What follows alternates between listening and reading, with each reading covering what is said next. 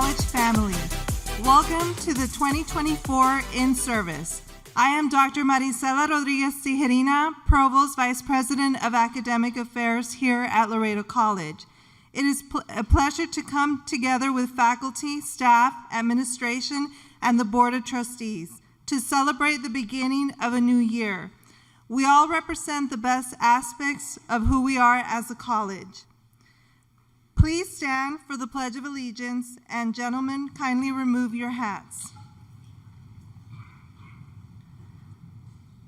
I pledge allegiance to the flag of the United States of America and to the republic for which it stands, one nation, under God, indivisible, with liberty and justice for all. Please be seated. I would like to first welcome Ms. Lupita Cepeda, Board of Trustees President.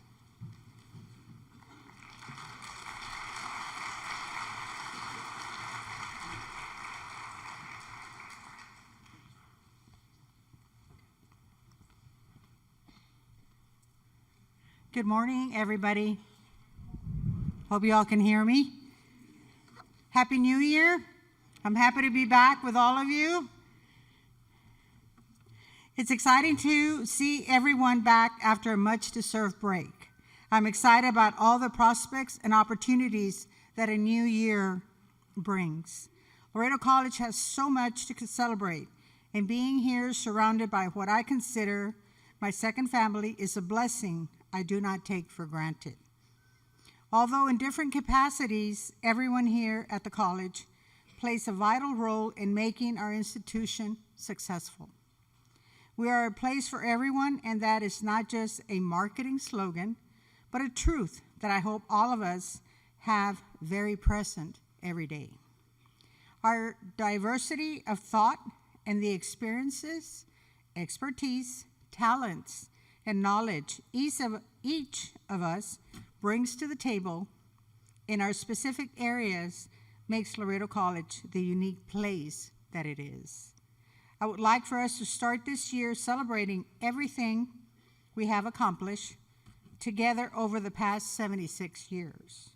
Although the college has undergone many changes throughout its history, our mission and purpose remains the same. We continue to serve students and our community through our high-quality programs and services. On behalf of the board, I congratulate each of you for your outstanding job in upholding our mission of excellence and service. I want to share one final thought with you to keep in mind as you start your year. For many people, whether a student, a colleague, or a community member, a kind smile, brief conversation, or simply act of kindness can make a difference. Our words and our actions are immensely powerful. Remember this as we strive to continue being role models and proudly represent our beloved college.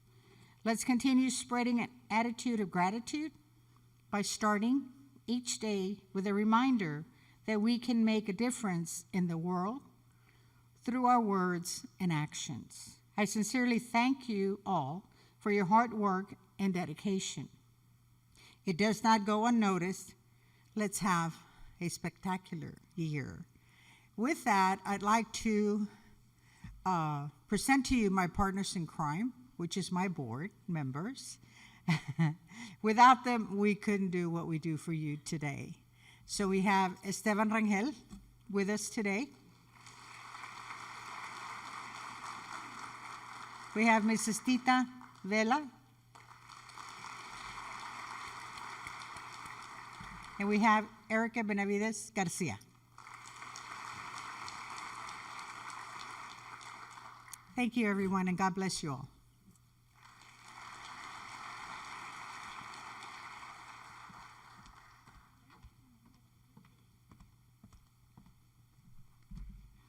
Good morning, everyone, and welcome back. Happy New Year.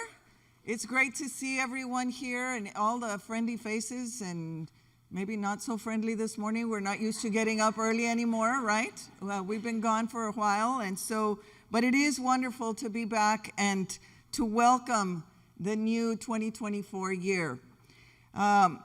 Just to let you all know that a few things that we're very proud of. Fall 23 was wonderfully successful for all of you and for all of us.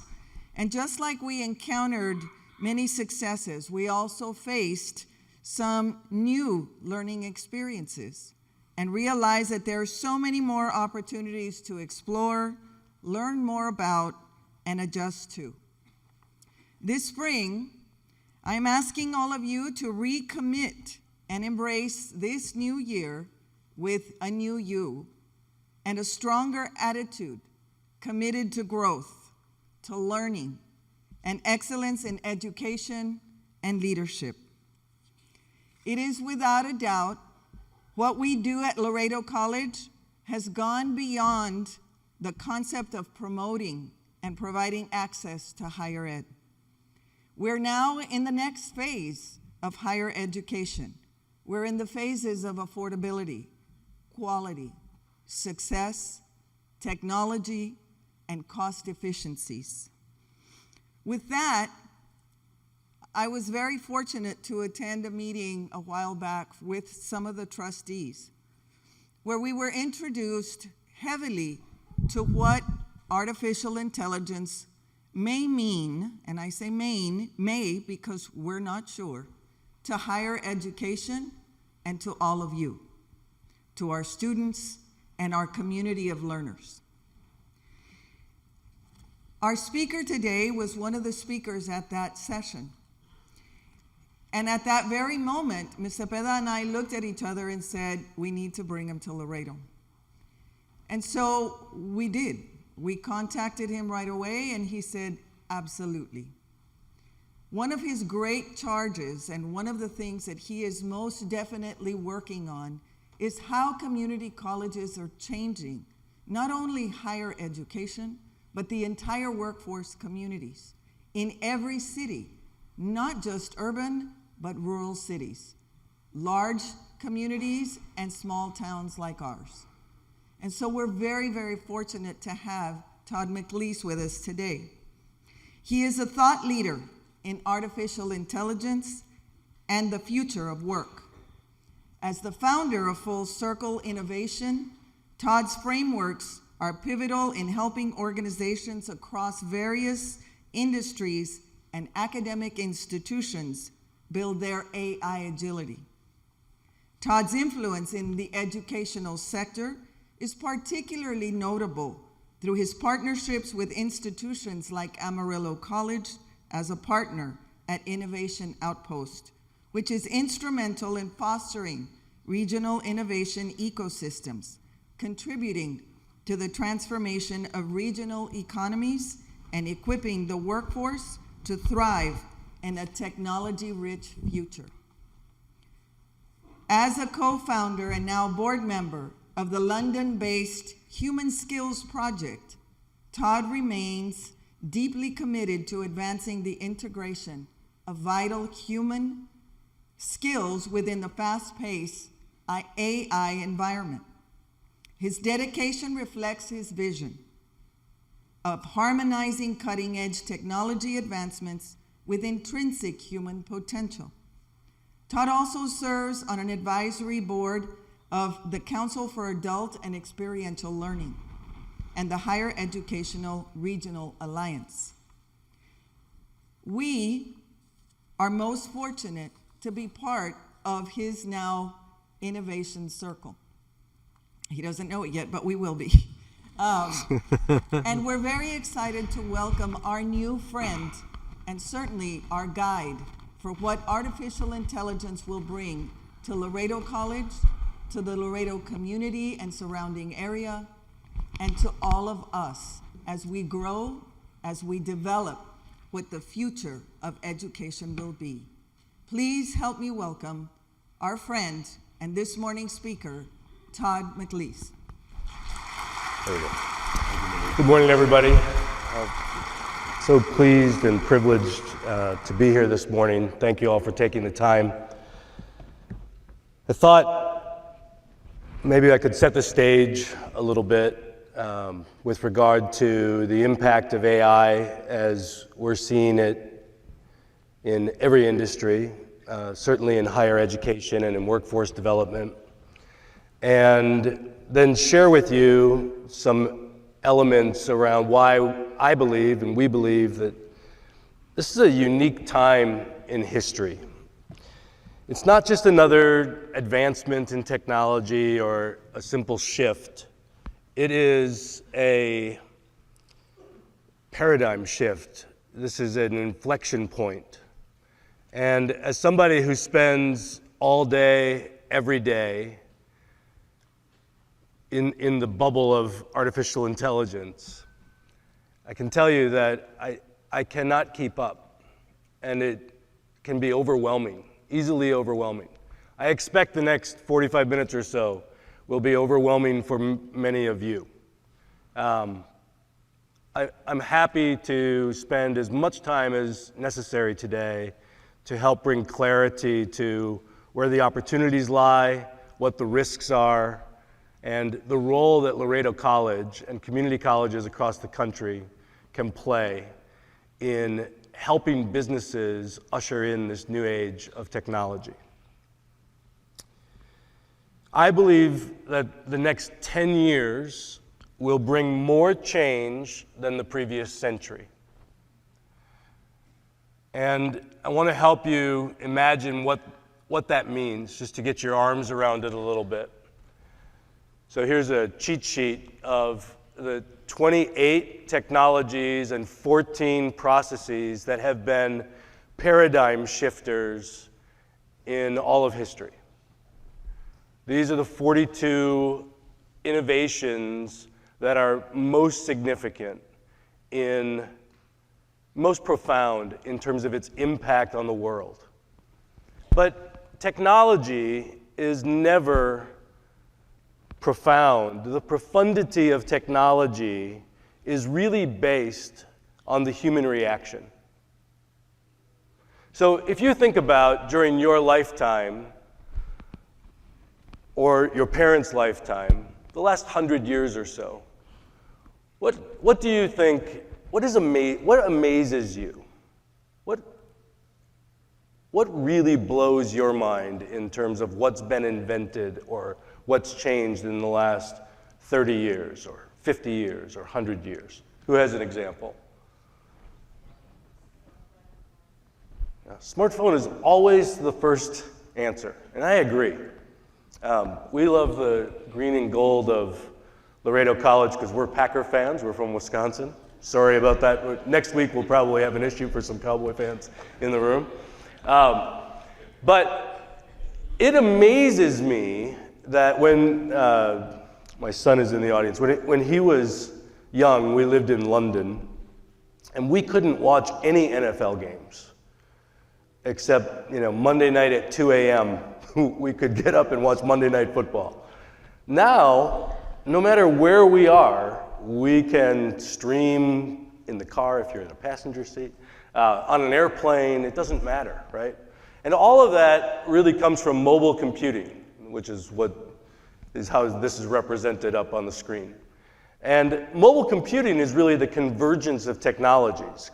Cloud computing, the demonetization of storage of data, bandwidth becoming far more available and affordable, accessible, and computing power. But now we're entering this era where we're moving from what's known as a kind environment. Over the last 50 years or so, this is 2024, in 1974, the semiconductor was invented at Intel Corporation, and that drove the computing industry. And it was very predictable that every 18 to 24 months, the power of compute would double. And that has held true for 50 years now. But now we're in this exponential phase that is so difficult to keep pace with. You really just need to pick lanes and grow these skills that relate to adaptability, flexibility, continuous learning, continuous upskilling, and so forth. And that changes fundamentally the value proposition of every community college in the country. Because we'll talk about the future of work, and the workforce that my son has entered, or somehow we still have a 13-year-old, the workforce that she will enter, she has a 1 in 3 chance, statistically, to live to be 100 years of age. The workforce or job experience, the career experience that she'll have will be somewhere between 55 and 75 years, right? It will be very different. It will be across multiple industries. It will be very different. We'll talk about those things. I want to point out there are 6 technologies that, just getting my remote going again here, that are really impacting us right now. And they are where the crowns lie. Artificial intelligence, quantum computing, and then on the biology side of things, genome editing and synthetic biology. And then on the environmental and green industries, you have fusion energy and geoengineering, or predictable climate repair, essentially. And so these are known as the kingmaker technologies. And the reason for that is because the people, the companies, the countries that drive innovation in those 6 areas will run the world over the next 50 years. And our opportunity, and Laredo's opportunity, is to figure out what our strategy is for each of those. And today we'll focus on artificial intelligence because it's obviously, it showed up strongly after it was, the phrase was coined in 1956, and it only took 70 years or so, 67 years for it to become extraordinarily popular last year. And so, what leaders in technology talk about is the reality that AI is as profound or more profound than anything that we have ever innovated in human history. And it's not me saying that, it's the head of Google saying that, Sundar Pichai, right? The only two innovations that AI is compared to historically are electricity. And you can really, if you back up around 100 plus years, you're in the second industrial revolution. The average life expectancy is 50, 53 for women, they always win. And the telephone, electricity, and the gas combustion engine all sort of happened within the same decade. And that's the last time that we've had such a paradigm shifting. So everything we've experienced in our lifetime pales in comparison, okay? And the only other innovation, you have to go back, depending on what research you believe, 400,000 to 1.7 million years to the control of fire, okay? But as I said, technology in and of itself is not profound. What makes it profound is the human reaction. Okay, so 1.7 million years ago when we controlled fire, it changed everything. It allowed us to cook food, change our diet. We were able to light pathways in the evening. We started to form loose communities known as tribes. My remote is just a little jaggy. And then in the second industrial revolution, with electrification and the gas combustion engine and the telephone, the world was connected, but other things changed too. Frederick Taylor and the scientific theory of management came into play. We started working on processes like mass production. We started the middle class was formed because of the second industrial revolution. in this age, for the first time, it's not about physical, it's about cognitive. It's about augmenting our minds, and that is what is fundamentally different and what will change everything about the way we learn and the way we work. It is representative of a similar time in the 1500s or so, 15th century, 1440, the printing press was created. And what that did was democratize knowledge, right? Literacy rates shot up, 500,000 books were printed over the next decade. They were spread throughout Europe, and it actually gave us the Age of Enlightenment and the Italian Renaissance and things of that nature.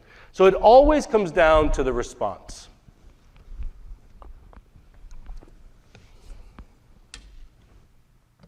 So let's talk about AI. When you talk to experts who developed AI and run companies based on AI, they say, you know, this is around a 70-year-old term. It's not the best term because it's not actually intelligent yet. And we want to think more about augmented intelligence instead and extending human capabilities. But be aware that as we are giving humans superpowers, we are also, I'm just going to stay off the podium.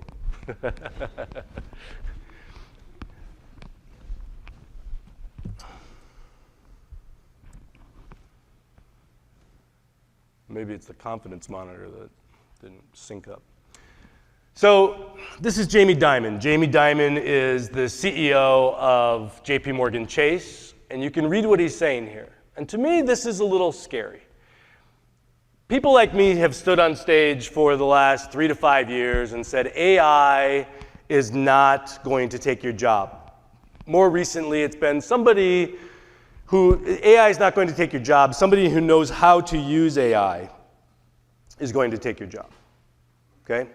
And that's a little alarming. But when you listen to the CEO of one of the largest banks in the world say, it's everywhere, it may be a co-pilot, but it also might be to replace humans in certain tasks. That bears, we have to understand what that means, especially when he follows that up in his shareholder letter with the next generation of employees at our bank will probably only be working 3.5 days a week. Now, I won't do it this morning, but in most rooms when you ask people, are you okay with 3.5 days a week for a work week? Everybody's okay with that until you realize that maybe it might mean 70% of the pay, right? So there are lots of issues, and to me that's the paradox, that's one of the paradoxes of AI that we have to proactively manage. And I believe that higher education and community colleges in particular, because of how closely related we are as community colleges to the employers, we have a real opportunity to light this path. Because most employers, unless they're very large companies with very large budgets, they don't know what to do about these technologies. And we have always deferred and looked to educators to help light the path. This will not be a linear path, it will be a jagged one. I want to just level set and just get a few vocabulary terms out of the way. On the left-hand side, you see some of the technologies that have been around now for decades, right? Robotic process automation has been popular for 5 years. They're doing credentialing. There's a company called UPath that's a leader. And we could be thinking about building sprints and short learning programs to help people learn RPA, robotic process automation. Technologies like machine learning, NLP, deep learning, those have been around for a long time. And until 18 months ago or 15 months ago, when you talked about AI, everything you were talking about was on the left-hand side. That's what people wanted to talk about. It was about data analytics, decision-making, predictive analytics, etc. And now we have these technologies that have quickly emerged. One of them that we'll spend some time on in workshops today, they fall under the category of what's known as generative AI because they actually create, these technologies create. How many of you have used ChatGPT or some other form of generative AI to create images or text of any kind? Okay, how many of you use it every day? Great, perfect. Edge AI is here. I was just touring right before Christmas a data center where they were doing AI locally on servers. You can do it on phones. That's what Edge is. It has to do with not sending it up to the cloud so that it's private. Causal AI and neurosymbolic AI, you're going to start to hear about this year, and it will really become popular in around 2025 and 2026. Both of these technologies, causal is about cause and effect, and neurosymbolic is about reasoning. So it has to do really with decision making, leveraging AI to make better decisions than humans are able to make. And both of those forms of artificial intelligence you will now start to hear about in 2024. And this may be the first instance of that, but you'll hear it a lot more. And then running in parallel to quantum computing is quantum AI and quantum cybersecurity. And that is it's very early still, but it will happen in this decade, they believe. So in the next 5 to 6 years, you'll start hearing about quantum AI. Right? And that, I don't understand quantum compute very well. It's fundamentally different than how we think of computers. I've watched 6 TED Talks about it, and you should too, because it will fundamentally change the way we compute. It changes everything. It makes everything faster. And when you start thinking about the fears related to artificial intelligence, when we have quantum computing capabilities in the next 5 to 10 years in that range, it's really going to start to accelerate faster than ever.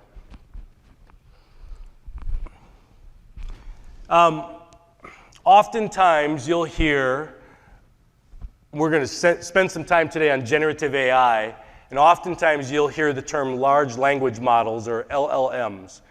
ChatGPT or GPT-4 is an LLM. It's called a foundational large language model. Okay? They're the same thing.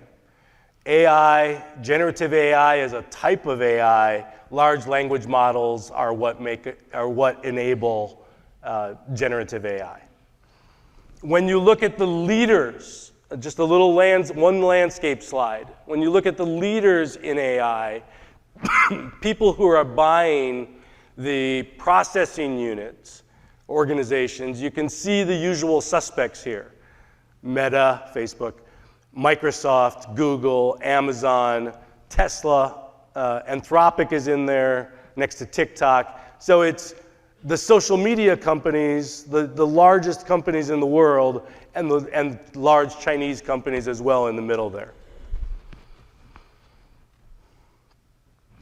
And this is a very small, abbreviated list of some of the technologies related to consumers. So, we were talking at dinner last night about in the next couple of years, you're going to it will be normalized in society, many societies, that there will be AI companionship. Who saw the movie Her with Joaquin Phoenix? It's that. Okay, and I mean that's existed for 18 months, called Character.ai. You can see there's 4 other companies in it. Snapchat is in it as well. Snap is in it as well. They're offering companionship. It may not be romantic companionship, but it's friendship, it's mentor, it's that sort of thing. And there are definitely options for romantic AI partners. Social media, avatar generators. One that's not on here is something called HeyGen.ai. I just subscribed to it. It can take 2 minutes of video and voice from me, and then from here forward, it will just produce videos with my talking head looking at a camera just based on the things that I type. So I don't need to do videos any longer, right? That technology exists in 4K resolution today. Music, I'll show people in the workshop today, you can write a 30-second, you can write a little sentence that says, I want a Christmas song about not spending any time on LinkedIn during the holidays and spending time with family, and I want it to be a country song, and in 2 minutes it creates a 30-second or 1-minute song for you. The lyrics, the music, all of it. Medical advice, MedPalm, which is from the Meta company. Actually, it's Google, sorry. That algorithm, MedPalm, in the second last column there, on medical advice, just scored much higher in empathy than actual doctors do in giving medical advice, okay? And then gaming, you can see there's a large number there. And then as you get into the enterprise market space, you have all of these different options. And this is, again, there are hundreds of companies that have started in the last 12 months around these technologies. This is one where, we'll work on ChatGPT today.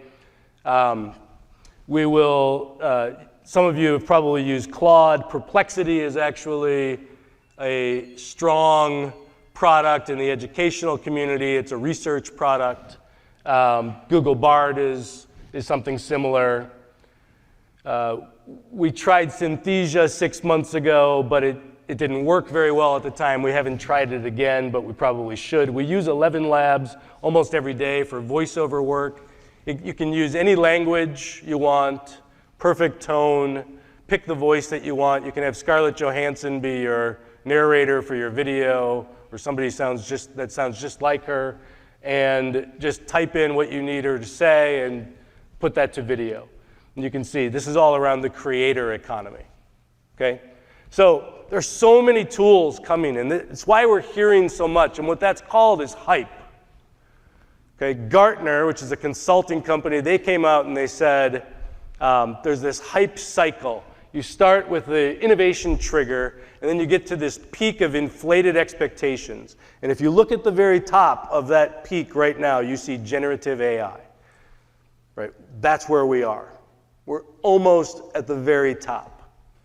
Unfortunately, the next thing that always happens and will happen this year is the trough of disillusionment. Okay? And all of the business value, all of the student value, all of the instructor value and college value is in the slope of enlightenment. And so this becomes about how quickly you can manage your way through the trough of disillusionment. I'm going to explain what that means. So you can see these technologies, what they're saying is, here's how far, this is all different types of AI. Remember the slide, I gave you 10 of them. These are all different types of AI or elements of AI. You can see prompt engineering in there, which is how to write prompts for generative AI. Okay, it's going to take 2 to 5 years to get to the plateau of productivity. So in July of 2023, they're saying ChatGPT and every tool like it, generative AI, still 2 to 5 years away from really being a productive tool. Now, you can gain advantage. Your students can gain advantage. Your regional employers can gain advantage by trying to accelerate through the trough of disillusionment.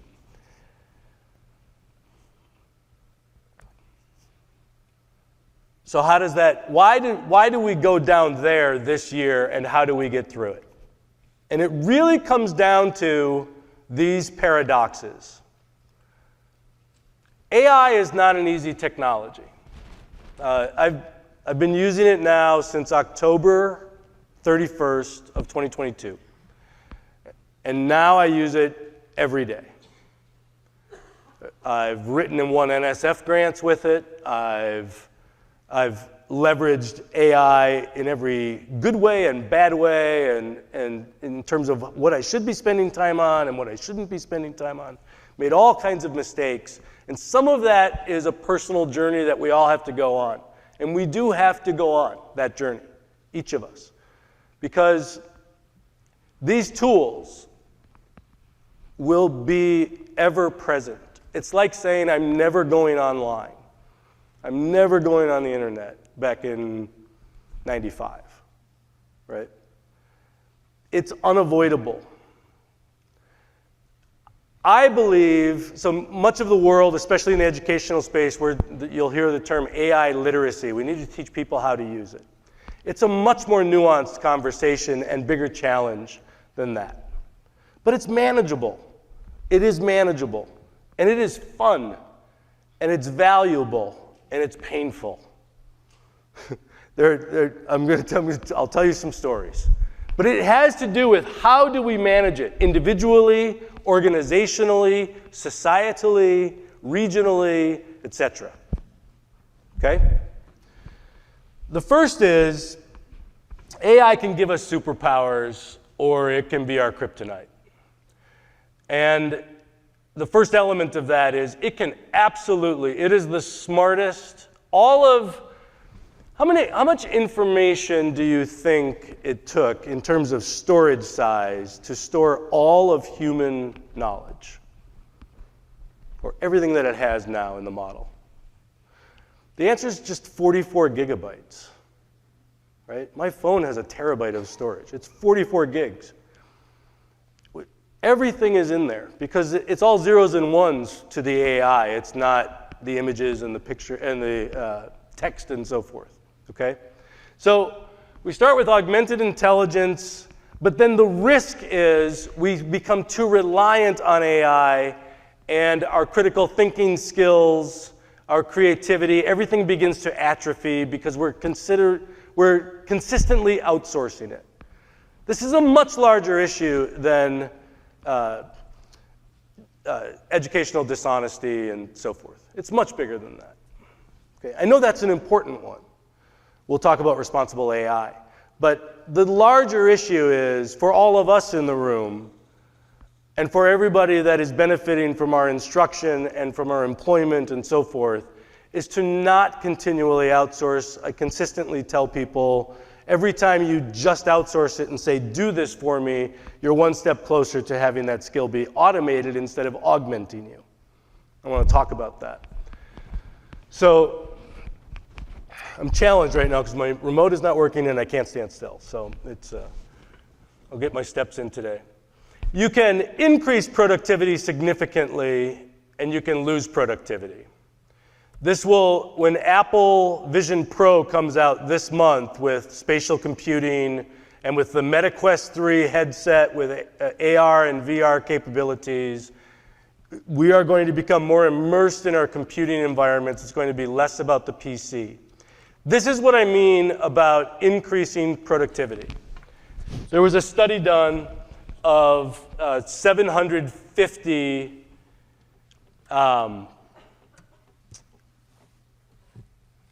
consultants from Boston Consulting Group. And they were assigned 18 tasks that the study knew AI was good at. And half of those people roughly got access to AI and half did not. And the half that did, and these are elite consultants. I mean, it's the third largest consultancy in the United States, management consultancy in the United States. 12% faster completion of task. They completed 25% more tasks, and their work was judged to be 40% higher in quality. That's pretty good, right? We would all want that for ourselves, for our students, for our children, for our employees, those sorts of gains. And this was without any training. That's how accessible this technology is once you work with it and learn how to partner with it. However, when it's working on something that it's not good at, and as a user, you don't know what it's good and not good at, and the next release comes out and now it's good at that, or it's no longer as good at that. So it's very uneven territory, okay? My experience with ChatGPT is it has gotten consistently better and stronger as a thought partner and so forth. But you can see a 40% increase in quality or a 23% decrease in quality and productivity when working on tasks that were not in the wheelhouse for AI because it's not good at everything. And then when simple training was done on how to use AI, it actually had a negative impact. So again, this is more than just AI literacy.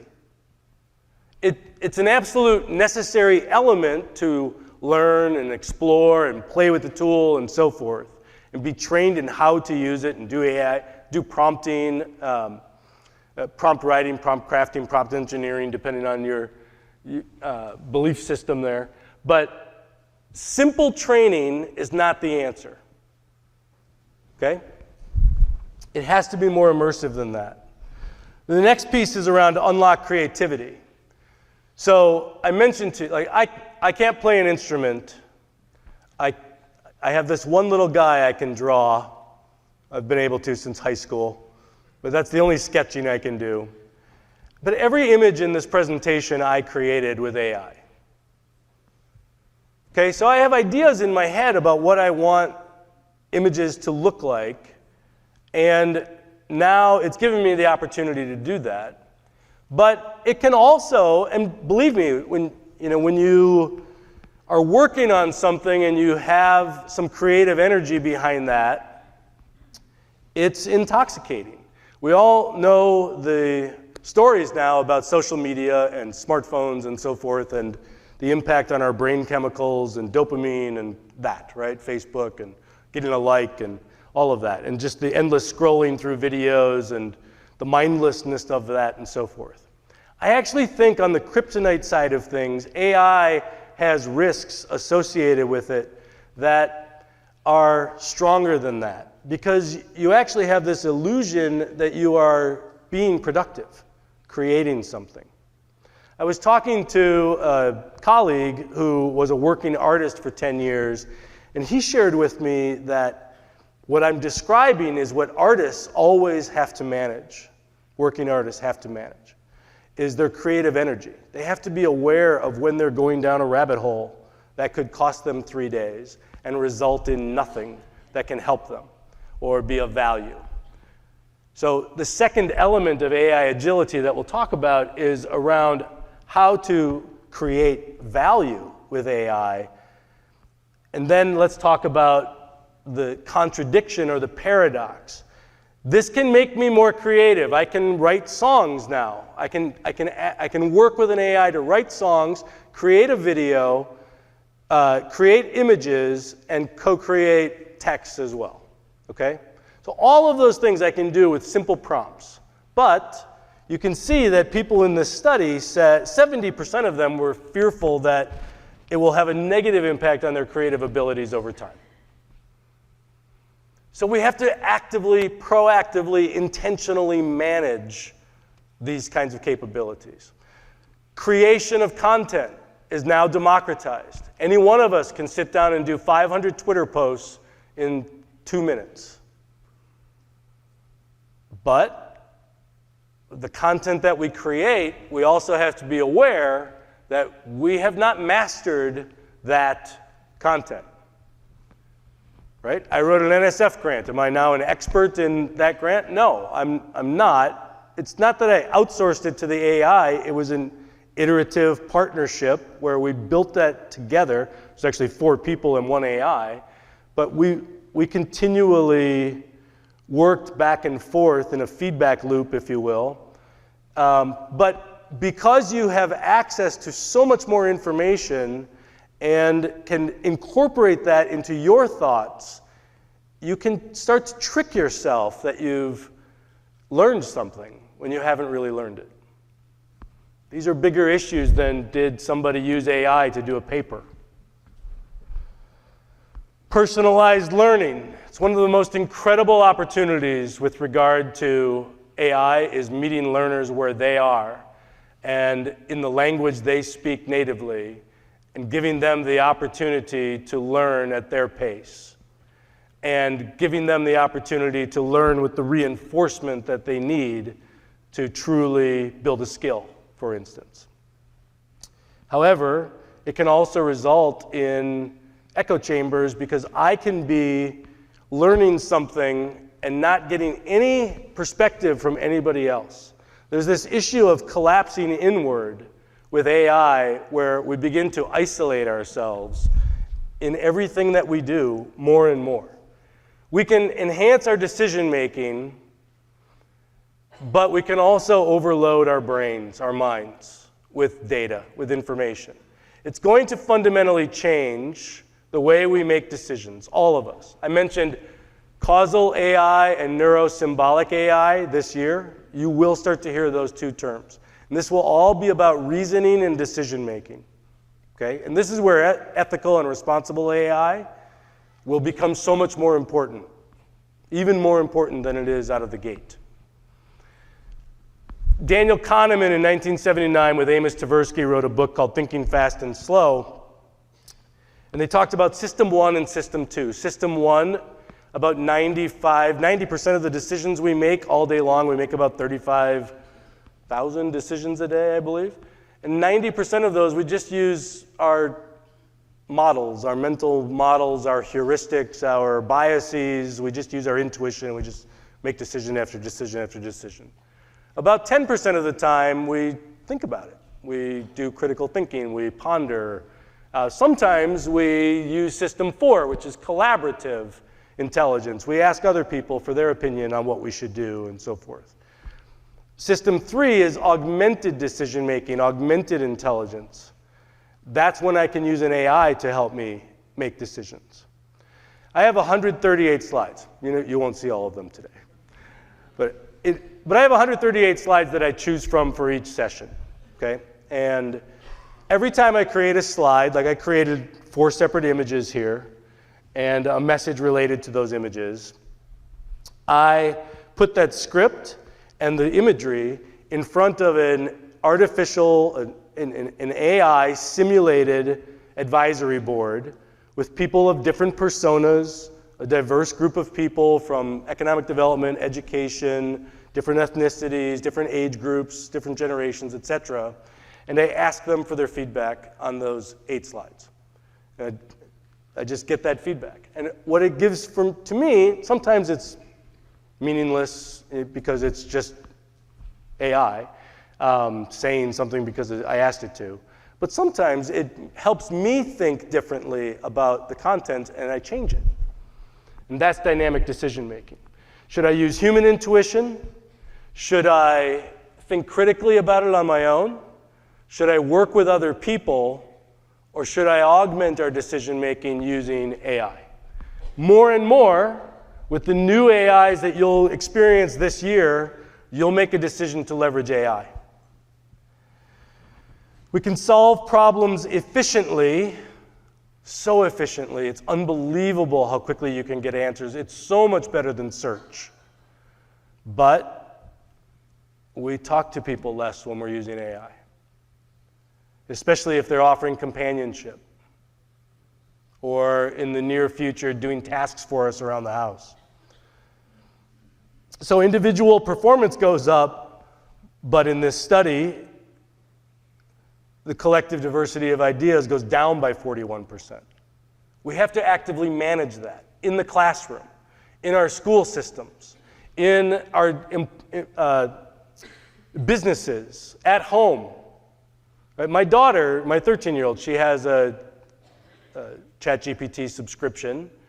Her school system has banned the use of that for writing papers and so forth. So we talk about it every day about how to use it as a study guide. It gives her quizzes. It helps her prepare for a social studies test on Cuban-American relations over the last 50 years, a history piece, or the Philippines and so forth. And she goes in more prepared because she's taken 4 quizzes already, and she's prepared a study guide leveraging the feedback in terms of what she's learned. Okay? There's ways to leverage this technology that requires us to be flexible in the way that we run the classroom, but we absolutely have to be aware of these risks of this one, for instance, where we have to have people working together on purpose, intentionally. It can absolutely be a tremendous connector across the world, AI. It solves every language barrier there is. It's the best translator ever invented.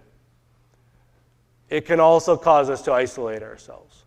I have noticed over the last 15 months, I spend less time working with others and more time working with myself and the AIs that we've created. It can be an equalizer, or it can widen gaps. This is the part. The last substantive conversation I ever had with my mother, she said, "Todd, I just want you to know your dad and I are very proud of everything you've achieved in business." And after 4 years of therapy, why did she say in business? I'm a good dad. I'm a good dad, right?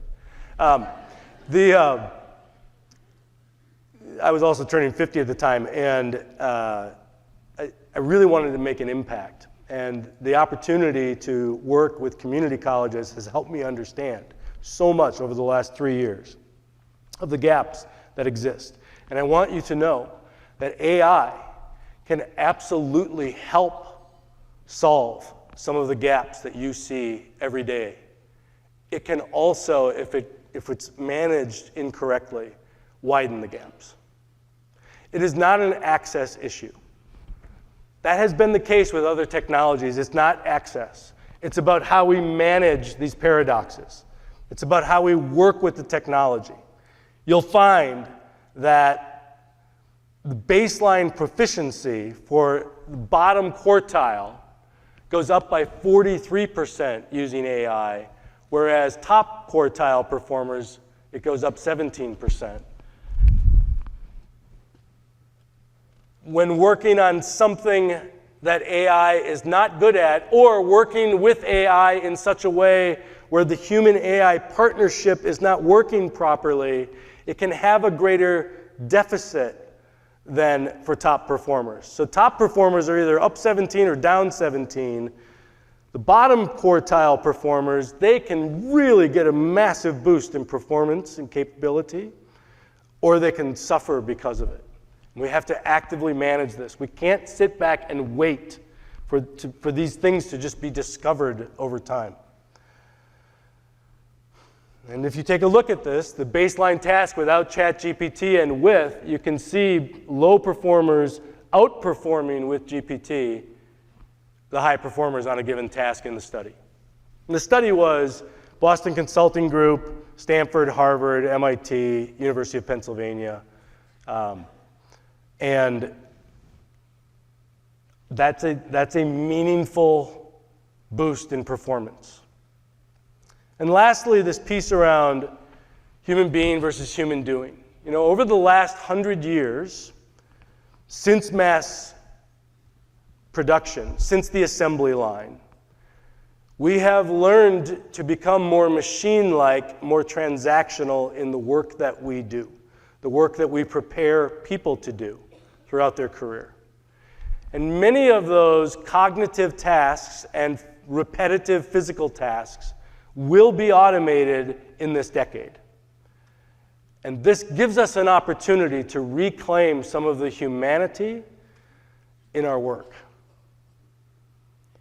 And that means being more focused on issues around well-being, being more focused on socio-emotional skill building, high cognitive skill building, and we'll talk about that in just a second. There's also this issue of if I've built skills and I'm doing something, a job for 20 years, and then it gets automated, what happens to my sense of purpose, my sense of identity? We have to manage this proactively, and we have to prepare people for these possibilities, and not possibilities, but probabilities. This is the opportunity to engage with the workforce. It's not just about the top of the funnel for Laredo College. It's about getting to everybody in the community to help them understand how jobs are going to evolve, how work will evolve, how learning will evolve, how how skill building will evolve. And that requires AI agility in these 6 areas. I don't know which one is the most important one. I know that if you don't have an understanding of all of them, you're going to suffer somehow. Responsible AI is an umbrella for, there's a lot of things that go into those 6 areas. But the point is, it's not just about ethical AI and responsible use. It's about discovering what the opportunity is. It's not just about the opportunity, it's also about proactively understanding and managing the risk. And that is the responsibility that higher education has today, with these technologies available to anybody for free on their phone.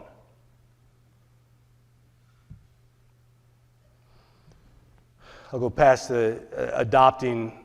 We do have to meet people where they are. Some of you are skeptical about artificial intelligence and its capabilities. And it is unpredictable. It does not improve on a linear path.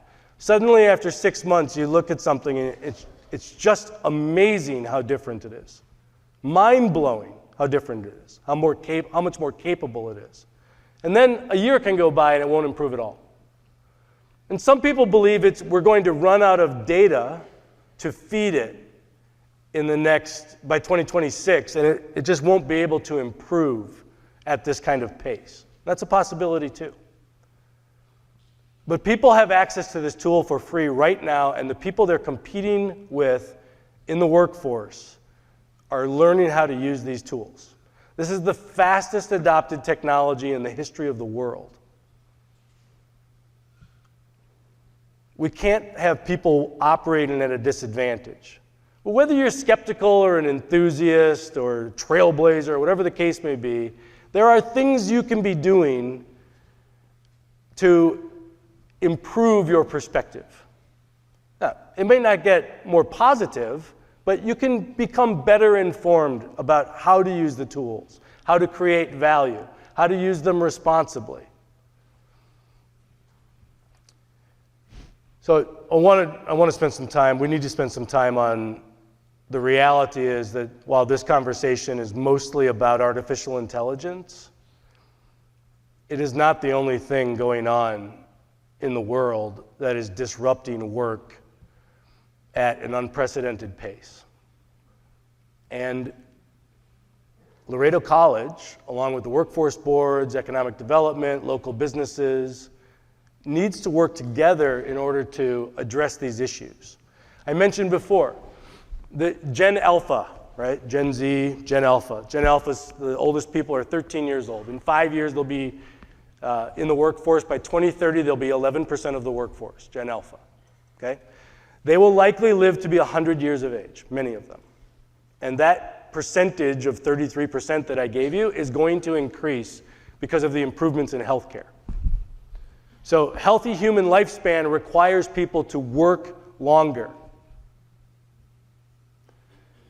We have big changes in work itself and in organizations that we'll talk about as well. One significant issue is if we were doing this in 1990, the half-life of the value of a skill was 26 years, a technical skill. Today, it's 18 months to 5 years. Okay, and less if you're in high tech and focused in a particular language, for instance, or a particular area of cybersecurity. These things are changing all the time. And we're not used to change. In the first industrial revolution, when steam changed the world, we lived to be 37 years of age. So it's possible that you were pulled out of the fields and into a textile mill to work in an automated way with steam power, replacing the multi-generational artisanship of loomers, right? To work in an industrial factory. But you didn't hear about it from your grandfather or your father or tell your grandchildren because we lived to be 37 years of age. And 100 years later, in the second industrial revolution, with electricity, gas combustion, and the telephone and so forth, it was still only 51 years of age. And even today, we're going to live to be in our 70s, and we're kind of used to this pathway of retirement age and then drifting into retirement and so forth. But the generations that are coming through Laredo College right now, their careers are going to last much longer than ours. 55 to 70 years. And we have so many paradigm-shifting technologies going on. We are the first generations who are experiencing multiple paradigm shifts in one lifetime. And you saw those kingmaker technologies, and every one of those represents a paradigm shift. Okay? And so it's okay to feel overwhelmed, and it's okay to be stressed out about all of the change that's happening so quickly, not to mention all the other non-technology factors, because we are not biologically wired to deal with this speed. But the pace is accelerating. So we have to find ways to help people in the future generations manage that, manage their career differently than we did 20 years ago when somebody came through the college.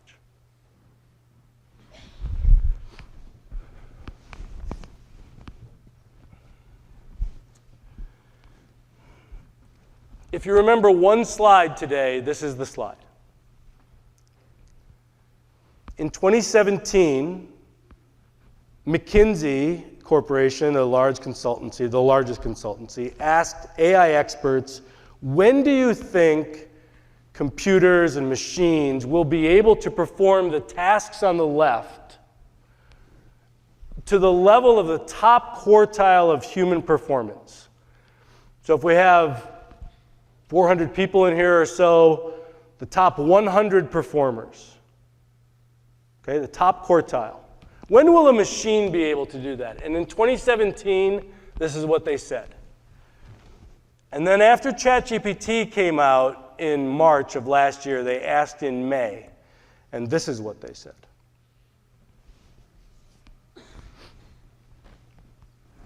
So you can see that we lost decades of flexibility to change. We lost decades of time. The left side of the bar represents the most aggressive predictions, and the right side of the bar represents the most conservative. And you can see that those bars have gotten a lot shorter as well, in many cases. Things like social and emotional reasoning, some people were thinking somewhere in the 2070s, 50 years from now.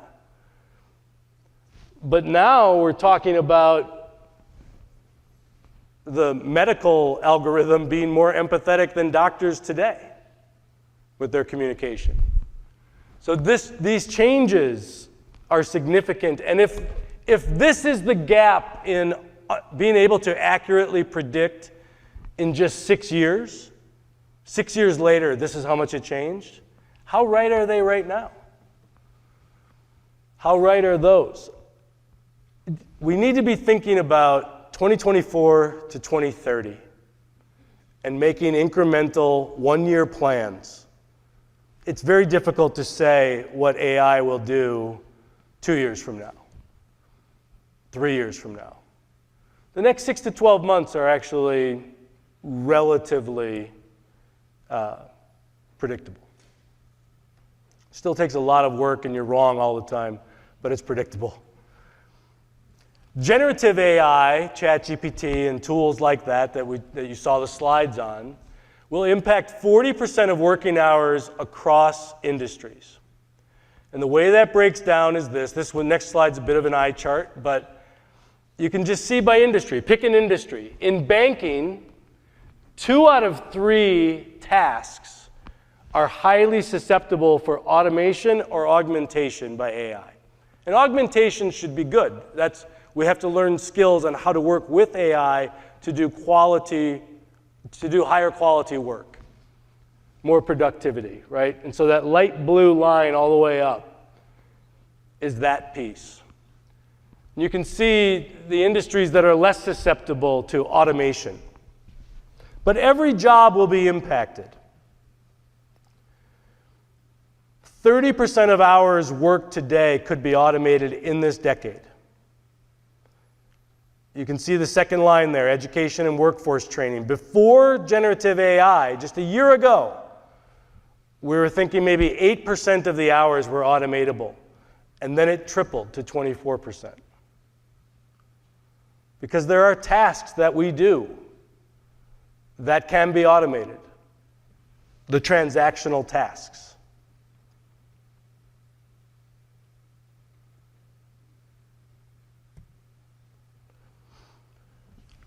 Are we really experiencing a job-mageddon? You can see it, the further back you go, the more aggressive they are. But what you're really seeing is that 20% of the workforce, roughly, in 2023, on average, right around 20% of jobs will actually change over.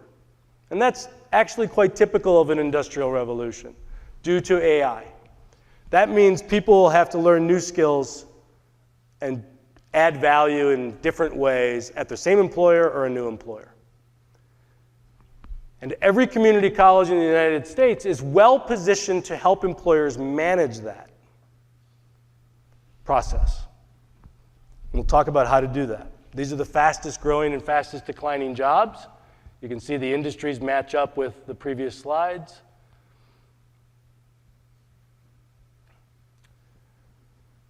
Administrative tasks, repetitive work. The net labor change, 10 million people will have to change jobs. 12 million people by 2030, 10 million of those are in those bottom two lines. Customer service, sales, and office support is changing drastically in the next 5 years. So let's talk about customer service. You can see we're not talking about decreases in people or jobs. We're talking about increasing. We have different businesses with different opinions. Increasing payroll, decreasing payroll, little or no change, we don't know. The answer most of the time, 3 years from now, they don't know. Community colleges are well positioned to help employers chart that path. This is less about simple conversations around KSAs and skills and so forth, and really helping them distill the work. One of the things that's happened in the last couple of years is the people who have higher education qualifications, the bachelor's degrees and beyond, postgraduate degrees, you can see they are now almost as susceptible as everybody else. It used to be the less education you had, the worse off you had it. That gap has narrowed significantly. So how is this going to change?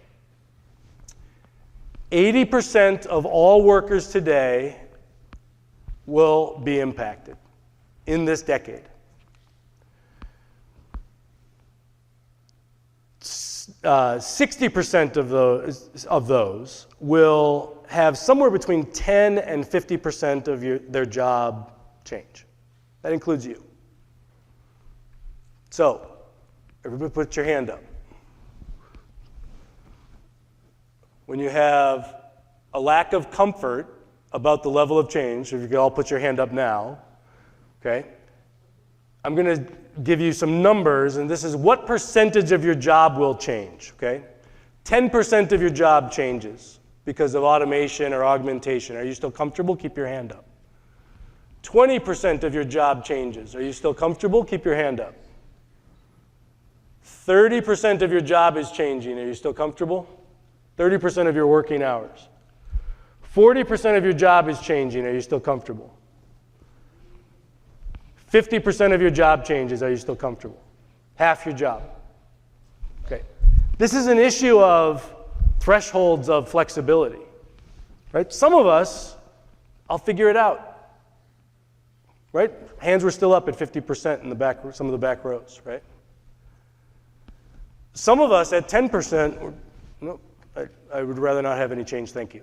I'll go work somewhere where they don't ask me to change. That's fair. I built these skills. This is what I went to school for. Over the last 30 years of my life, I've built these skills. This is how I put food on the table. This is how I support my family. And now you want me to change that 7 hours a week? I don't understand. Why? That school, that employer, they don't want me to change. They want the skills I have because they don't have an AI strategy. That's not a great long-term plan, right? But there will be that. There will be unintended attrition. People will be quitting because they'll be asked to learn new skills and change. We have to manage that. We have to manage that here. We have to manage that in the community. We have to prepare students and the existing workforce for that reality. Because some of those people don't want 10% of their job to change. How will it change? Well, we're going to be doing, by 2027, 3 years from now, much less transactional work. Okay, transactional work will go the way of robotic process automation, which is algorithms, and artificial intelligence. We will be doing more relational work. And we will be delivering expertise as well. And we'll be augmented by AI in both the relational work and delivering our expertise. 3 years from now.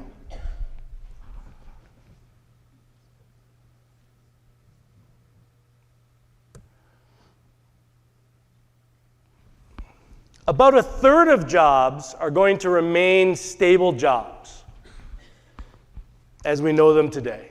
Job description, hierarchy, here's who you report to, this is what you do 40 plus hours a week. Another third of jobs will have some of that stability, if you will, but then that 10 to 50% will become more fluid and people will be asked to flow to where the work is based on the skills they have. This is going on in the largest companies right now. Right? Hewlett-Packard, HP, is working with Workday, their HR system, and they have set up what's called an internal talent marketplace. This will be a very popular term in the next 12 to 24 months. And when somebody at HP needs somebody who's innovative, has the skill of innovation, they post, we have this project, we have this initiative, we're looking for people with these skills. This is a skills-based economy. And then in come the people who have 30% of their job is their job. But then this other 70% is, I have the skills that match that work. And the last piece are people that are just constantly flowing. Today we think about that as the gig economy. Gig economies are now coming into enterprises. Just constantly going to where the work is, the projects that need the skills that I have. So the people who have the most skills, the broadest skills, as opposed to what we have valued for 50 years in terms of depth of expertise, will also be highly valued because they can be plugged in on any project in a skills-based economy. And with every industrial revolution, the need for talent has evolved. Far right column. Right? With the second industrial revolution, with electrification and gas combustion, we wanted certainty in our processes. Scientific theory of management, mass production. The more Model Ts we produce, the more chickens that come off the line, the less we can charge the consumer, the economies of scale, et cetera, et cetera. We want to reduce risk, we want to standardize process. By the time we get to the 70s, and we're talking about the need for STEM, it took us 30 years. 1974, first semiconductor, 50 years ago. 2001, STEM became a term. Okay, so it took us 27 years just to name the movement, the emphasis on STEM. We don't have that time this time around. It's moving too quickly. Now what we need are a skills-based mindset. I'm going to continuously grow skills, manage a portfolio of skills and experiences, and manage my career that way. I need human skills, high cognitive skills like critical thinking, socio-emotional skills like emotional intelligence and effective communication, because my job is relational, not transactional. And I need to learn how to partner with AI because it augments me. It makes me better. So this model, the one that we all grew up in, is now dead. Right? Front-end loaded education, go to work for 35, 45 years, get the gold watch, jump on a horseback right off into the sunset. I remember when I was young, younger than that, my dad got Fortune magazine, and as you would page through that, like every 7-year-old should, gold watch ads all the time, and they were retirement watches. Who's giving out retirement watches these days, right? The average person stays for 4 years in a job, 4.1 years. In technology, it's 1.8 years. So the loyalty, it's not an issue of loyalty. The dynamic of work has changed. This is what's not happening. This is a fallacy. This is the issue of 1990 and 26 years of half-life of value of a skill. Oh, come get upskilled. Come get reskilled. Well, you're good to go now. You're 40. You can get to retirement age.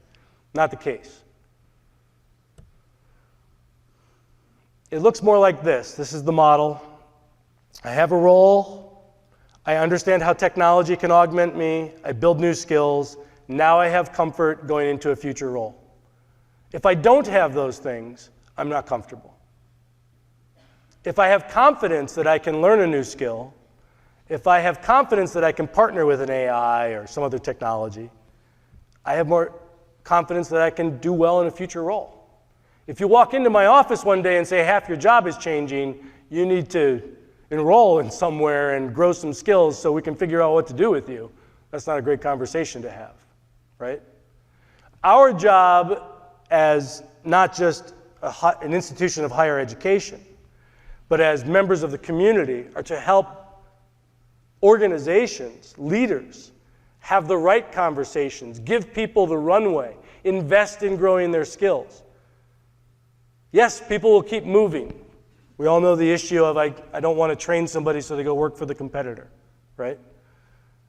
People will keep moving, but more people will leave if you are not offering the upskilling opportunity. AI is not done improving. All of the data, and it was a lot of data, it's overwhelming. It's going to be wrong in 6 months. Way more jobs are at risk than what are on these slides. People need to be thinking about this, having options throughout their career, 4 years at a time. But for 70 years, they're going to live to be 100. They can't retire at 65. That's what we have to prepare them for. It looks like this, right? I'm constantly upskilling. And it is hard to manage squiggly lines. It's not how we think about it. It's not how our career went. Maybe for some of us it did.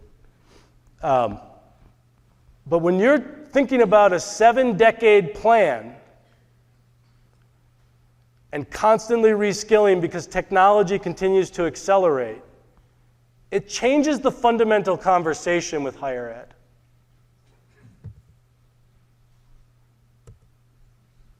Let's take one practical look at a customer service job, okay?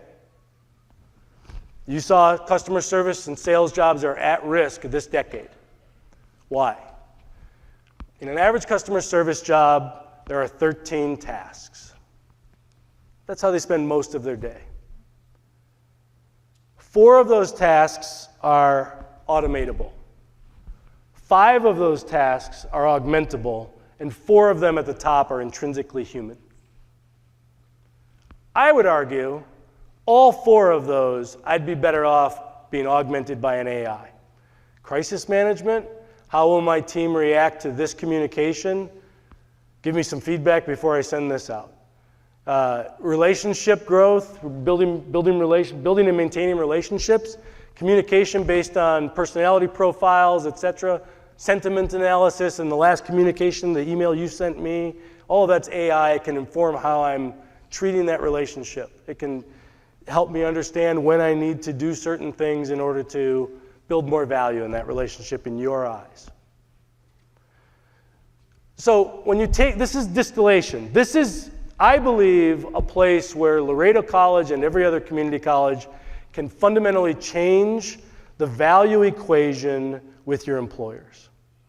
Is to get in to those conversations, which you know you have access to those conversations, and help them understand the distillation of jobs into discrete units of work, work into tasks, and tasks into skills. Here's what it looks like when you take a day and you say, okay, 13 tasks, how much time do I spend on each of those? And what we find out is that 35% of the day is automatable, and only 20% of the day is purely human. So 80% of that job is susceptible. That's why it's at risk this decade in the data, right? It's susceptible to automation or augmentation. And again, I want you to view augmentation as a beautiful gift. It's not a threat. Being able to do better work faster with better results is a good thing. But 35% of that job description is going to change fundamentally. So if you have 20 of those people, 20 customer service people, you probably don't need all 20 of those people. And even at an individual level, we have to figure out how you're going to spend 35% of your time, which is about 700 hours a year. And in order to do that, we want to invest in helping you build new skills because you're an important part of our team. That's the conversation that we have to help employers have with their teams. Or the alternative is, I'll go down the street and work for the guy who isn't implementing that technology and just wants me. But then that company is less competitive because they're going to lose to the companies that are technology driven. That's been proven time and time again in advanced manufacturing and so forth. They can't compete. So we have to have an investor's mindset. We have to manage a portfolio of skills and experiences over decades. We have to help people build those skills to do that, have that mindset. They have to actively manage the return on time. We always talk about time management, and many of us, I'm sure, convey how precious time is as we get into our 50s and 60s and beyond. But return on time is probably more important than ever now, given the amount of change that will occur. We need to upgrade our thoughts around lifelong learning to continuous upskilling. And we need transdisciplinarity in that system. We need to help people work in multiple different fields. We were talking last night about stacked degrees. I really believe that in the next decade, stacked associate degrees will be highly valued in the workforce by employers. We just have to help people get there creatively. So human skills, we talked about socio-emotional and high cognitive. I just want to share with you some thoughts as I close up here. More important than ever are these skills. This is the 2027 outlook from WEF, World Economic Forum, but you can see analytical thinking and creative thinking are at the top, and they have been for some time. Emotional intelligence during the pandemic was up there as well. AI and big data, today it's in 15th place. By 2027, it will be in 3rd. And you can see, look at all of the human skills in there. Empathy and active listening. There are some technical, network and cybersecurity, systems thinking, dependability, talent management, design, curiosity, lifelong learning. Those types of skills are what will be valued. And as was mentioned in the introduction, 7 years ago in the UK, we started something called the Human Skills Project, and in our research we found that so many authors and now massive consultancies they've been writing about this for a century, that this is where work is going. It will become more human again. The future of work is uniquely human. We have to help people understand what human skills are versus what skills are that machines can do. Human skills are durable skills. Think about it this way. Maybe some of you have heard this model. Skills are either perishable, transferable, or durable. Perishable skills, that's where we're talking about 26 years, now 18 months to 5 years. Durable skills last a lifetime. They continue to build in value. Transferable is, I have some technology elements here. I can learn Python, a particular language in computer programming, and while someday that might not be as important as a language, which has happened with other languages that we learned when we were in college, some of the elements of it will still be important because I have computational thinking skills and I can still program. I can learn the next language faster because I've built that skill. That's transferable, okay? So we have to help people focus on building durable skills, but then acutely helping them upskill to build the technical skills they need to get through the next 5 years, 18 months to 5 years. And the more skills they build, the more flexible they'll be, the more valuable they'll be in the workforce, and they can flow to work in a company, not as a gig worker, as a W-2. And so the group in London put together this is version 7 in their 7th year, these 4 quadrants around self-determination. This is about surviving and thriving in the age of AI. Self-determination meaning we have agency. This is not a story about technology. This is a story about how we reshape learning and how we reshape work. The skills that we learn, the way that we work together is more relational. Now, we may have to learn how to work not only with one another differently, but with technology, and AI will be in our group. As I mentioned, we did an NSF grant where there were 4 humans and 1 AI, right? And we were all collaborating. Workflows are going to change. They have changed. It's not a future issue. That workflows have changed because of AI. So we need new skills. Now, the upper left-hand quadrant of unlocking human potential, these are the types of skills that if people can build, they can really soar. In a world that's filled with technology, we will put more value on the human work than we ever have before. We have interpersonal collaboration and being augmented with technology, or the human-machine partnership. We're inundated with technology today, and we do need people who have skills that have at least fundamental understandings of what cybersecurity threats are, and that's going to become more complicated with quantum computing and AI and so forth. And so working on these types of skills, these are the durable skills that we can be teaching. We can be incorporating these in everybody that you graduate. Can they answer the question to an employer who values critical thinking? You ask a CEO and they give you an answer like, we hire problem solvers. We want people who can solve problems for us. Right? Well, let's have the conversation about what that means. What 8 skills and mindsets does somebody need to be an outstanding problem solver, or 6 or 4? In your mind, Mr. CEO or Ms. CEO, you own the company. Which skills matter to you? What equals success in your company? Because our graduates are walking in to employers today, especially the young graduates, recognizing community colleges are a little different. They're walking into employers today, and employers are asking them questions like, about critical thinking, for instance, or decision making, or how do you make decisions and so forth. They don't know how to define these terms.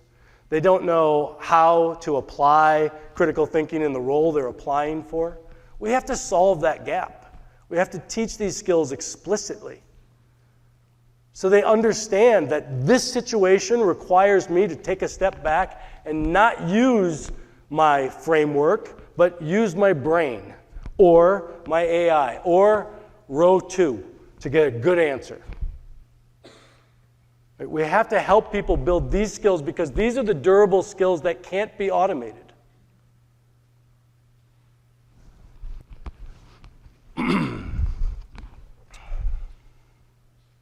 So there's an entire bit of learning content here, 21-day journeys for every one of these skills, fits in LMSs, they build stacks for employers and high schools and so forth. I believe, and I'll close on this, I believe that for every technology initiative, especially as it relates to AI, we should also have a human initiative in that same organization. So for instance, at the city of Amarillo right now, the local government up in Amarillo, they're a leader in using avatars for digital help desk. It's AI. But they are also engaged with Innovation Outpost, the nonprofit that I run in Amarillo, around human-centric leadership. Because we can't lose that sense of humanity in the work that is left for us when the machines are doing the things that we've been training people to do for the last century. That's the call to action here. We have to prepare people for more human work that gets done. Thank you all very much for taking the time today. I appreciate it. Thank you for having me to Laredo. Mr. Todd McKees, thank you for joining us and speaking with us today on AI. We have a gift bag we would like to present to you. Thank you very much. Thanks, Veronica. Thank you. There we go.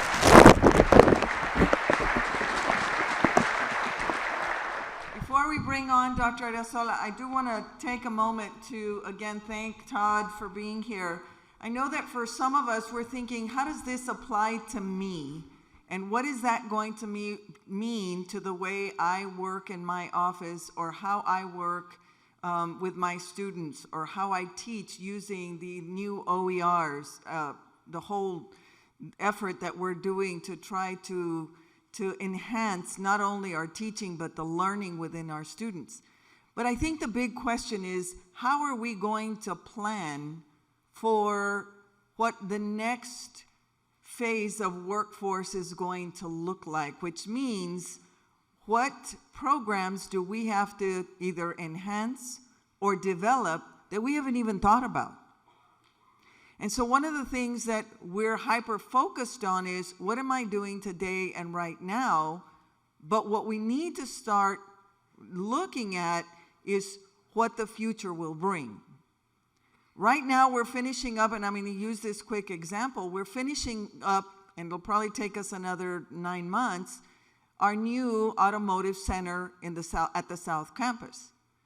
But the faculty are already thinking about automated cars, because we don't have that developed yet, and we don't have the functionality of all of that yet, and nor do we have the equipment being put into what we thought 2 years ago when we designed, or when that facility was designed, the automated car. But as automated cars are introduced into our society, how are we preparing not only our students, but our faculty to teach that? And how are you reskilling yourself for the next iteration of your current position? Because it will change, not by me, but by just the evolution of our society and the way we work. Because our students are using this technology, as Todd said, and how are we preparing ourselves when we receive these students so that we can teach them something they don't know, and not them teaching us something we don't know? And I think that's the critical point of today. And as you break up into your departments, I think you're going to need to really stop to think about, what's the next iteration of me as an employee? as a staff member or faculty member? What does that mean for me in 3 years or 1 year or 6 months from now? Because as we start to automate more and more of the processes we do, where does your value come in? Where does my value come in? And what does that mean for Laredo College? What does that mean for this community at large? And so I think today as we focus on artificial intelligence, and I want you to know we're not the only community college that's doing this. They're all over the country, community colleges are worrying about what is the next phase of nursing? What is the next phase of teaching electrical design? What is the next phase of literature or art? We need to be thinking about that and how do we teach that? And so I thank you all for your attention today, because I do think that as we move forward, we get caught in the day-to-day transactional things that we're required to do by law or by policy, like Dr. Ariasola's presentation of, some of the things that we need to make sure we're adhering to. But how much of that can we use artificial intelligence to help us do those tasks so that we can then focus on the real work with students day to day, one-on-one? Taking students from what they don't know and bridging that gap to the new. But we need to bridge those gaps for ourselves too. And so we're committed to making sure that that training exists for all of you, so that all of you can stay ahead of what that next generation is going to look like. So with that, I want to say thank you, and we're going to continue on with the program. Todd, thank you for that wonderful introduction to artificial intelligence at Laredo College. We thank you and your son for being here today, and we look forward to the rest of the day. Thank you so much.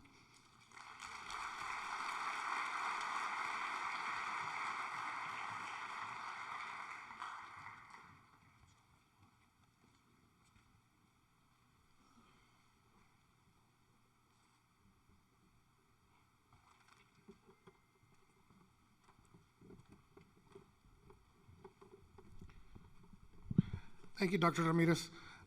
Happy New Year, everybody. Dr. David Arizola, Vice President of Compliance and Risk Management. Welcome back. One of my favorite things to say at this time is when we're on Christmas break, it's 2 weeks at home.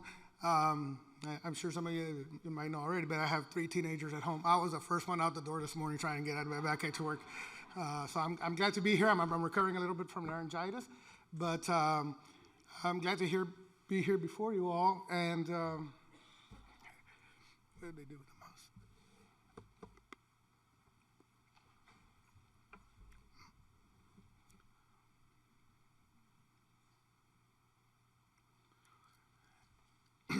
And we're going to provide some updates from the Compliance and Risk Management Division, 2 of them in particular. The first one is going to be earlier this academic year, in early September, we had an incident where we had a potential active threat on campus. All of you, I'm sure, remember what we went through. We had an awesome response from local law enforcement, an awesome response from our internal law enforcement, an awesome response from our leadership and our safety team. Okay. But in going back and talking to some of the folks that we have on campus, some of our stakeholders, let me get this thing up and running. We had a lot of discussions about what we could have done better. And you know, there were we got a lot of input. We talked to students, we talked to leadership, we talked to faculty, we talked to staff, we talked to almost everybody we could. We invited our local law enforcement back on campus, thanks to Dr. Ramirez, to have a meeting about, okay, what happened, what did we do, what could have gone, could we have done better? And there were a lot of things. It was really a lot of little things that came up. But the number one thing, in my opinion, as I read through all the feedback I got, was on communication. The frequency of communication, the style of communication, what we were sending out, how often we were doing that. So our team, which I'll introduce in a little bit, we started doing some research about what other institutions were doing, what our local school districts were doing, how other people were handling the task of communicating during an emergency. Right? And Cassandra Salinas, who's our safety and risk manager, and Chief Jose Hernandez, who is our chief of campus police. If you haven't met them, I know they might not necessarily be new to the college, Chief Hernandez is, but they're certainly new to their roles, right? And they were here that day. Again, a lot of great work that came out of their leadership from that. And we're going to introduce something today which we're going to be rolling out throughout the year. What you're going to see today will be a good 15, 20-minute presentation, as I promised Cassandra. But it's only going to be still the surface. We're going to go in, we're going to invite you in to come talk more about it. We have some things that we're going to send out. In fact, as you were walking in today, you should have received a card that had some of the basic information, very basic information of what you're going to see today. So I'm going to have them come up and make sure I have the right presentation.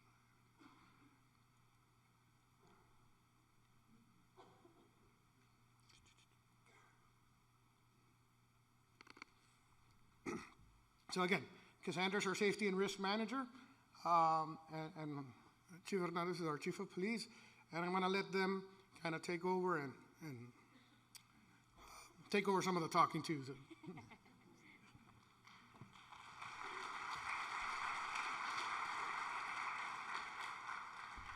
Good morning, everyone. Like Dr. Arrezola said, my name is Cassandra Salinas, and I'm your safety and risk manager. I don't think I can walk with this mic, so I'll just stay right here. So today we're going to talk about the Standard Response Protocol, SRP for short. The Standard Response Protocol is based on, oh, nice.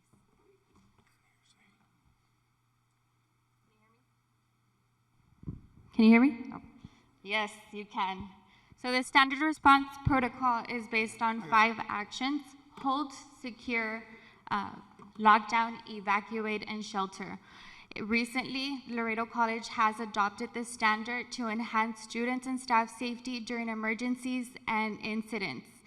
This morning, like Dr. Arrezola said, you guys received a card. Most of y'all received a card that kind of details you what to do in an emergency. We're going to get started with hold. When it is time to activate hold, this is a notification you'll receive. Hold in your room or area, clear the halls. Once again, when we need to activate hold, that's the notification you'll receive. Hold in your area, clear the halls. So why would we need to activate hold? We would need to activate hold because the halls need to be kept clear. A few examples of this might be a fight in the hallway, maybe some students going at it, or a medical emergency in the hallway, or inside a building or outside a building, and any other non-threatening emergencies inside or outside our buildings. Like Chief said, a hold may be likely caused by a medical emergency. We had maybe a student fainting in the hallways, seizing in the hallways. We kind of just want to keep the hallways clear. So we're going to get into what students do. Students, all they need to do is clear the halls and remain in the room and area till the all clear is announced. Do business as usual. Just remain in the classroom. They're reading, they're doing homework, they're on their laptop. It's do business as usual. It's not a hide-in situation. For faculty and staff, what do you all do? So you all close and lock the doors. If you all see any students in the hallways when the hold is activated, you guys can bring students in, account for the students in your classroom, any visitors that you may have that you pulled into the classroom. Do business as usual. and just remain in the classroom until the all clear is announced. So hold was pretty simple. You just kind of want to keep the hallways clear. And now we move into secure. Secure means get inside, lock outside doors. That's going to be the notification you guys receive when it's time to activate secure. So secure, get inside, lock outside doors. Secure is not lockdown, guys. Secure is not lockdown. So we're going to get into why we would activate secure. So secure will come in the form of any BOLOs from any outside law enforcement agencies. And be on the lookouts, for example, from Border Patrol, since we're close to the river. Laredo Police, in case they have anything coming onto our campus, which was the case back in September, or the Sheriff's Office, or any other law enforcement agency. Possibly some civil unrest going on, maybe even organized demonstrations from special interest groups. So if we have an alligator that escapes from the LVV, we will be calling it secure. So students, what do students do if there's students outside? You bring them inside the building and do business as usual. For faculty and staff, it's a little bit different from hold. Go ahead. Faculty and staff, it's a little bit different. You guys are going to increase your situational awareness. You're going to bring everybody inside. If you have the building key, you can lock the door. If not, just lock the door to your room. Take attendance, note the time, and do business as usual. The only thing different between hold and secure is that you're going to increase your situational awareness. So life cycle release. Life cycle release, controlled release may happen after a lockdown incident. We may go into a controlled release to release students one by one. And so lockdown. When we need to activate lockdown, this is the notification that you'll receive. Lockdown, locks, lights, and out of sight. That's going to be the first message you receive.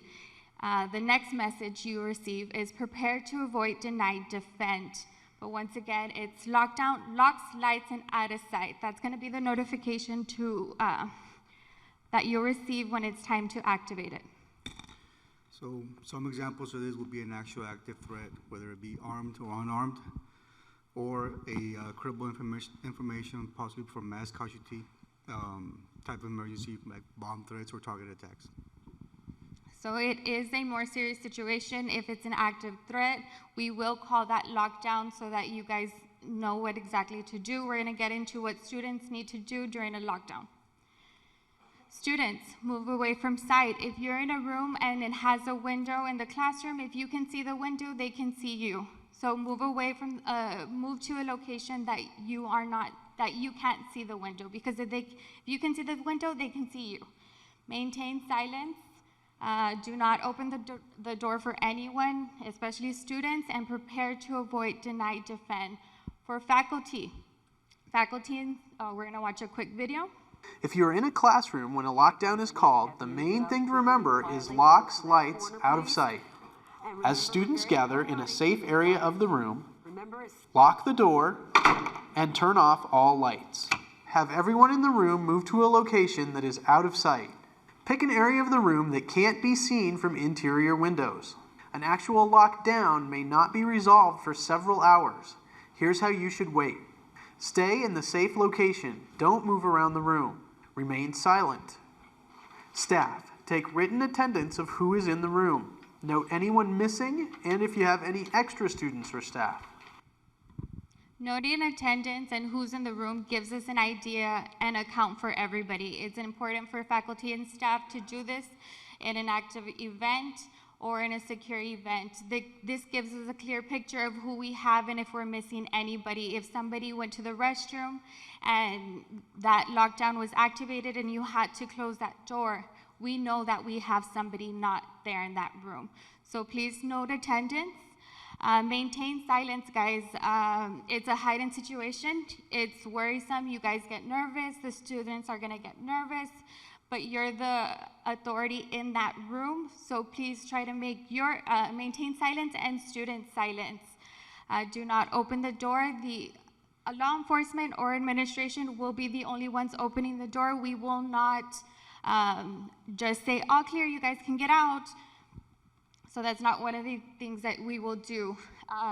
And like students, prepare to avoid, deny, defend. We're gonna watch a video.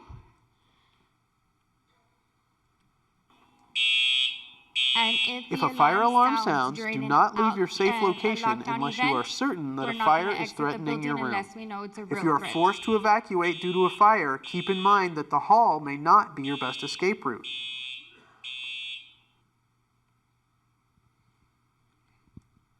So once we go through the lockdown situation and we know that the threat has been neutralized, there's no longer a threat, we will probably transition from a lockdown, lock slides out of sight, prepare to avoid, deny, defend, to a secure, so that we can have that controlled release. We will be going building by building, room by room with the additional law enforcement and administration to make sure that everybody gets out safe and there's no longer a threat. We will not do the controlled release until we know that we're all clear. Now we're gonna move into evacuate. Evacuate to a location. So if I were to send out that notification, evacuate to the Laredo gym, evacuate to the Kaizen. So that's gonna be the notification that you guys will receive. If the fire alarm sounds, please do not wait for me to send out that notification. The fire alarm will tell you exit the building, please exit the building. Students, fire alarm sounds, what do? Grab your stuff, get out. If possible, take your phone and follow instructions. For faculty and staff, you guys may be the ones leading the investigation, the evacuation. So students may not know where the Laredo gym is, and you guys evacuate them all to that location. And take account of all students, visitors, and others. You know what, we're evacuating the building, somebody's coming in. No, let's go to the Laredo gym. Notify missing, injured, or extra. So a police evacuation is a little bit different. I know some individuals that September 6th incident did get a feel of the police evacuation. You guys need to understand that it is a heightened situation. Emotions are going. Chief, you want to talk about it?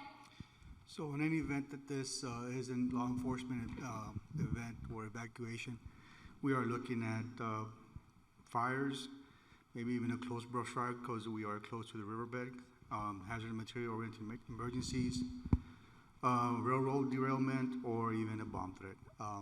Please, in any event, just follow any direction from any first responders. That includes Laredo Fire and us, or any other law enforcement agency. Law enforcement may be yelling, they may give hand signals, just follow instructions as they lead you to the safe location. Shelter. Shelter for hazard using a safety strategy. So here, if I would say shelter, and then it would be flood or volcano eruption, because we have lots of those, earthquakes, and then what to do. So for shelter, we're looking at inclement weather, orienting emergencies, tornadoes, severe hail, or thunderstorms or severe rainstorms. So a hazard. For shelter, it would be an environmental hazard, like we said. Like Chief said, it could also be a chemical hazard, environmental, earthquakes, tsunamis, flood. But always follow instructions. For hazmat, if it does happen in our facilities, we will tell you exactly what to do. It would be shelter, hazmat, seal vents, and doors. So that would be the notification you would receive for hazmat. So during a shelter event, please always follow instructions. Faculty and staff, here you may also be the ones leading the event. Account for students, visitors, and others. As always, notify missing, extra, or injured. I went through that pretty fast.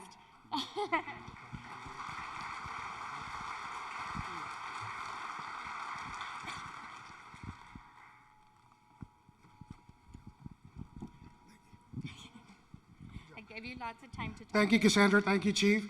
I realize that it's a little bit of a stray from our earlier topic of AI, but it is important that we get that message out. Again, we wanted to get a surface level message out there today as we go through the semester. That's not our message, by the way. As we go throughout the semester and throughout the year, we'll provide some deeper, maybe go into your departments, go into your department meetings to talk a little bit more about, and get some feedback from you. Because sometimes one of the reasons that we chose the SRP is because that's what our local high schools and elementary schools and middle schools use.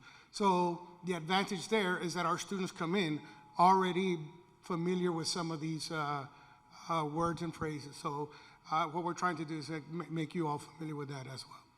Right? Cassandra and her team have put out a video that we'll send out to everybody via email, and that'll provide also some more direction. All right, now the second part of our presentation, we wanted to talk a little bit about one particular policy that is just came into effect this January. Some of you may have heard about it, but Senate Bill 17. It was on the news quite a bit in the last couple of months, and a lot of the headlines kind of said something like this: the Texas Senate approves a bill that would ban diversity programs in public colleges and universities. Right? It's not exactly that, but it is a big change in policy. Right? So the 88th Texas legislature passed, and Governor Bill Abbott signed. I know he's been in the news a lot for different things, but this is probably one of the most impactful bills as far as what we do. And it's regarding diversity, equity, and inclusion initiatives, right? So what does the bill say? What do we have to watch out for as we're preparing for the semester and preparing some of our activities? These are some of the prohibitions that the bill provides. No more DEI offices. So I wanted to make sure when I say DEI, it is diversity, equity, and inclusion. So no more offices that are dedicated to diversity initiatives unless required by federal law. Okay? Also, no more DEI statements. So we need to make sure that we review things like our, we're okay as far as the institutional mission statement, but department mission statements, any literature that you have where you might have some statements written in the background, no more statements regarding that use the words, especially diversity, equity, and inclusion. Again, there's a prohibition on DEI preferences. No unit of the college shall give preference to an employee or an applicant for employment or a participant in a function of the college based on a person's race, sex, color, ethnicity, national origin. Again, that's required by federal law. I know there's some federal grants we might participate in that, where we might have to do some things there. Thank you. There was one more. Prohibition on DEI training. The college is not required,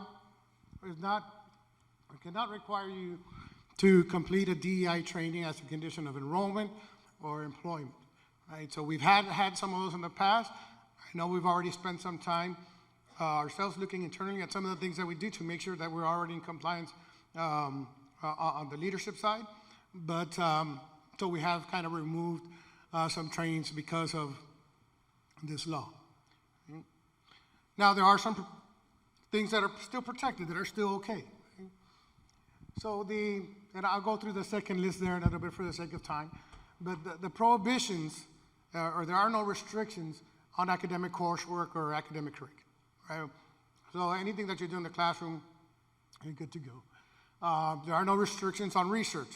If you want to do any type of research based on, student groups, a particular type of student group, a particular type of faculty group or employment group, that's still okay. No restrictions on data collection. You'll be glad to hear that, Marilisa, sitting in the back.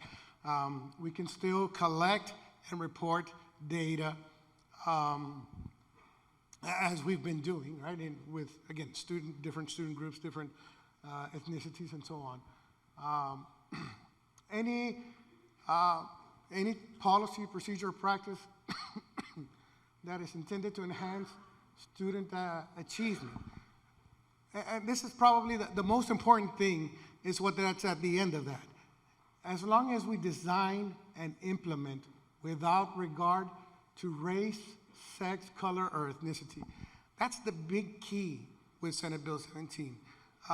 It's not that we're not allowed to do some things. We just have to open it up to everybody. So if you want to have, say, a women in STEM program, it's fine as long as you do not exclude anybody from participating because they're not a female. All right, so all of the activities that are part of a registered or recognized student organization, they're good to go. And any short-term guest speaker, performer, or for student recruitment, again, with all of this, it's as long as we design and implement everything without regard to race, sex, color, or ethnicity. So I guess a big picture there is that we can continue as normal as long as we don't exclude folks from participating in anything because they're not of a particular race, color, gender, ethnicity, and so on. I see that the stopwatch on my voice is running low. So as we're kind of finishing up the presentation here, we'll continue to conduct review and employment practice, make sure that we look at our employee and student support services and any type of organizations and any unit names, anything, mission statements, position titles, all that good stuff that needs to be changed. If you have any questions, please send them to me about Senate Bill 17 or some of the prohibitions or things that you're considering doing.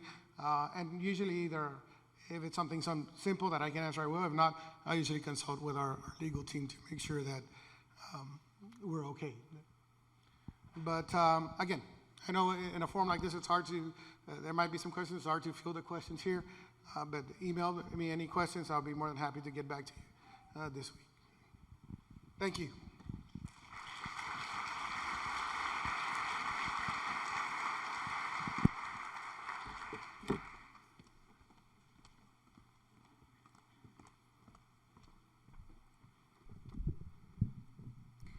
Thank you, Dr. Arezola and his team for that update. This will end the program at the MFA for all LC employees. You will now begin to transition into your organizational meeting scheduled from 11 to 11:45. Lunch will be from 11:45 to 1 p.m. on your own. Thereafter, you will proceed with your respective divisional and departmental meetings from 1 to 6 p.m. Thank you again, and once again, Happy New Year, and wish you all the best for 2024.